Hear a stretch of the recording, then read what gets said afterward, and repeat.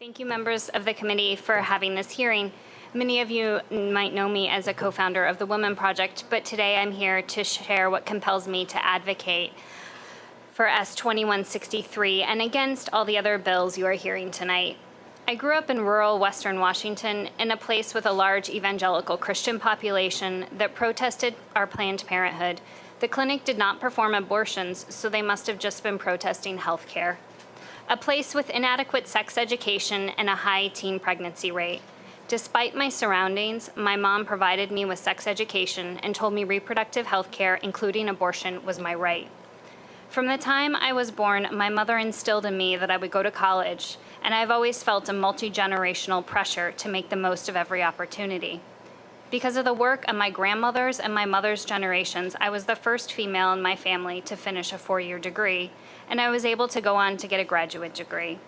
But my opportunities were only possible because of the hard work of the women and men that came before me. And I would like to add about men here that I'm only here tonight because my father-in-law was watching my children, and they are now home with my husband, who are also equally supportive. And I know we cannot take these rights for granted. In college, when I became sexually active, I started to personally understand the value of these rights. Normally, my healthcare and sexual activity would be private, but I think they are both important to this committee's understanding of the urgency to act. Since I started menstruating at 11, I have had irregular menstrual cycles, and when I became sexually active, it suddenly mattered.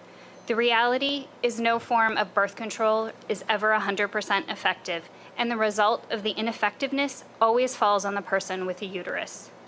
For the past 20-ish years, I have spent a portion of every month wondering, is this the month birth control failed me?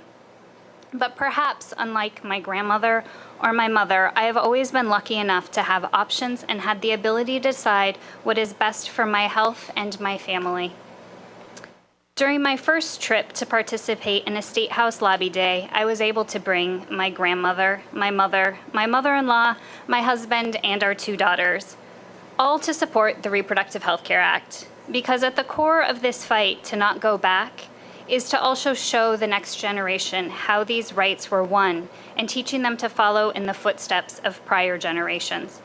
My mother and my grandmother, a Democrat and a Republican, put their partisan differences aside and raised me with a vision that healthcare, including abortion, was my right.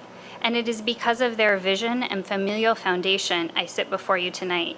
So today, I ask you to show women care and compassion, just like Ireland did last week. I ask you to change the narrative of the Senate Judiciary Committee by not holding S-2163 for further study, but instead sending it to a floor for a vote. Thank you.